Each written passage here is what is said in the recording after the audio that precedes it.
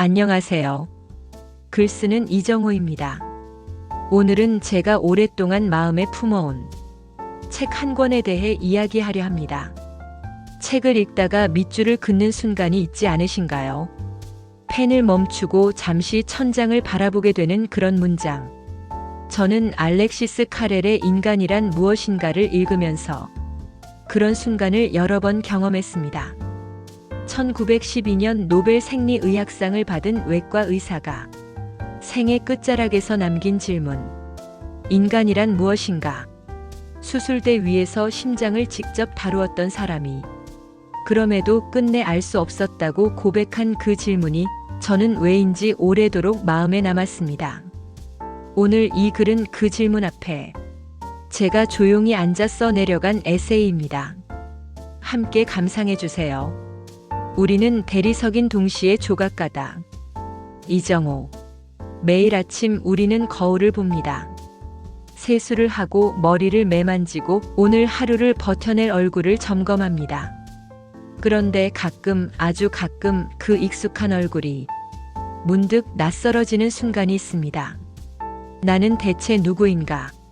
그 질문이 슬며시 고개를 드는 순간 우리는 잠시 멈추다가 이내 시선을 거두고 바쁜 하루 속으로 뛰어들어 버립니다.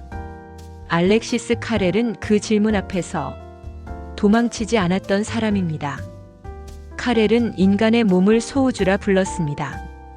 수조 개의 세포가 각자의 리듬으로 살아 숨쉬고 우리가 잠든 사이에도 면역 세포들은 순찰을 돌며 낯선 침입자를 막아냅니다.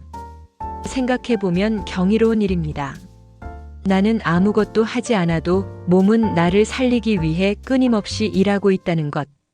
그런데 카렐이 특히 주목한 것은 피부였습니다. 피부는 칼날은 막을 수 있어도 말은 막지 못한다고 그는 말합니다. 타인의 차가운 시선, 무심코 던진 말 한마디, 오랫동안 쌓인 외로움. 이것들은 피부라는 경계를 가볍게 뛰어넘어 우리 내면 가장 깊숙한 곳에 내려앉습니다. 몸과 마음이 하나로 연결되어 있기 때문입니다. 슬픔이 오래되면 면역력이 떨어집니다. 만성적인 스트레스는 심장을 병들게 합니다.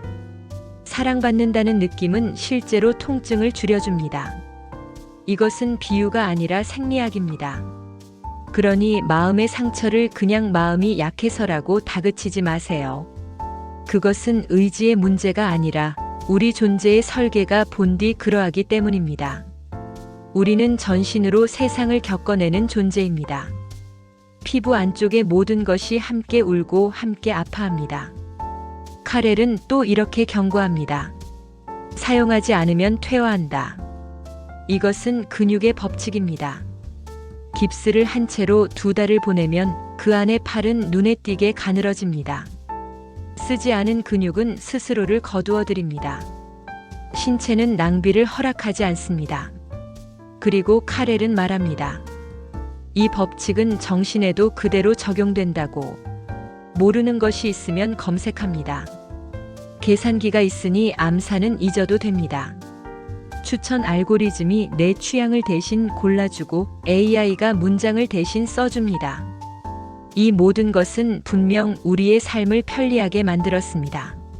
하지만 무언가를 잃어가고 있는 것은 아닌지 카렐의 말이 자꾸 마음에 걸립니다. 마찰이 있어야 단단해집니다. 저항이 있어야 힘이 생깁니다. 길을 잃어본 사람이 더 잘 찾아가고 실패해본 사람이 더 지혜롭게 선택합니다. 가끔은 스마트폰을 내려놓고 모르는 길을 걸어보는 것이 필요합니다.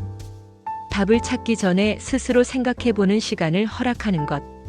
그것이 이 시대에 우리 자신을 지키는 방법일지도 모릅니다. 카렐이 남긴 말 중에 가장 강렬하게 남는 것이 있습니다. 인간은 없다. 오직 개인만이 존재한다. 우리는 분류하길 좋아합니다. MBTI 혈액형, 별자리, 세대론. 하지만 카렐은 말합니다. 세포 수준에서조차 지구상에 똑같은 사람은 단 한 명도 없다고.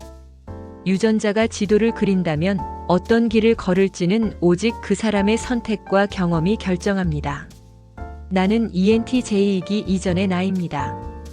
어떤 카테고리로도 포착되지 않는 매 순간 새롭게 형성되는 유일한 존재. 통계 속에서 나의 고유성을 지워버리지 않아야 합니다. 그리고 카렐은 한 걸음 더 나아가 말합니다. 인류를 사랑한다고 말하면서 옆에 사람에게는 냉담한 사람은 정작 아무도 사랑하지 않는 것이라고. 진짜 사랑과 진짜 이해는 언제나 구체적인 당신으로부터 시작된다고. 카렐은 시간에 대해서도 이야기합니다. 물리적 시간은 모두에게 공평합니다. 하루는 누구에게나 24시간입니다. 그러나 내가 경험하는 시간의 밀도와 깊이는 전혀 다릅니다. 길이가 아니라 결이 중요합니다. 얼마나 오래 살았느냐가 아니라 살아있는 동안 얼마나 깊이 느끼고 얼마나 진심으로 사랑하고 얼마나 용기 있게 선택했느냐. 그것이 카렐이 묻는 삶의 진짜 질문입니다. 그리고 마지막으로 카렐은 감히 이런 말을 꺼냅니다. 인간은 물질만으로 설명되지 않는다고. 합리적이고 측정 가능한 것만이 실제가 아니라고. 우리가 아직 측정하지 못하는 것이 존재하지 않는다는 증거가 되는가 하고 그는 묻습니다. 뇌과학은 눈부시게 발전했지만 우리는 여전히 의식이 무엇인지 설명하지 못합니다. 카렐이 감지한 그 신비의 여백은 100년이 지난 지금도 그대로 남아 있습니다. 어쩌면 그것이 인간이 인간인 이유일지도 모릅니다. 완전히 설명되지 않는 언제나 조금은 신비로운 존재. 책의 마지막 장에서 카렐은 가장 아름다운 비유를 남깁니다. 인간은 대리석인 동시에 조각가다. 우리는 삶이라는 거대한 원석을 마주한 조각가입니다. 동시에 우리 자신이 그 원석입니다. 나를 변화시키고 재창조하는 과정은 대리석을 깎아내는 것처럼 고통스러울 수밖에 없습니다. 깎여나가는 것들은 아프고 정을 든 팔은 무겁습니다. 하지만 그 고통을 기꺼이 감수하는 이유는 우리가 재료인 동시에 그 결과물을 책임지는 예술가이기 때문입니다.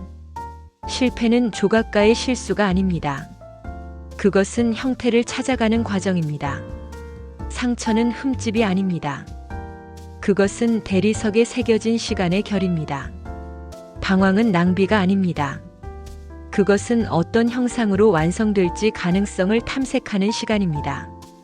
완성된 조각상이 되는 날은 영원히 오지 않을지도 모릅니다. 우리는 죽는 날까지 조각 중일 것입니다. 그래도 괜찮습니다. 투박한 돌덩이에서 조금씩 나만의 형상을 찾아가는 그 치열한 과정, 그 자체가 살아있음의 증거이기 때문입니다. 작가의 에필로그. 오늘 당신은 당신이라는 대리석 위에 어떤 흔적을 남기셨나요? 저는 이 글을 쓰면서 오랫동안 외면해온 질문들과 다시 마주 앉았습니다. 나는 지금 무엇을 향해 정을 들고 있는가? 깎아내야 할 것과 지켜내야 할 것은 무엇인가? 카렐의 책은 답을 주는 책이 아닙니다. 대신 더 좋은 질문을 건네는 책입니다. 그리고 저는 생각합니다. 좋은 질문 하나가 때로는 수십 개의 답보다 우리를 더 멀리 데려다 준다고. 우리는 여전히 조각 중입니다. 그리고 그 사실만으로도 우리의 삶은 충분히 경이롭습니다. 오늘도 들어주셔서 감사합니다. 당신의 조각이 오늘 하루도 조금 더 당신다워지기를 바랍니다. 안녕히 계세요.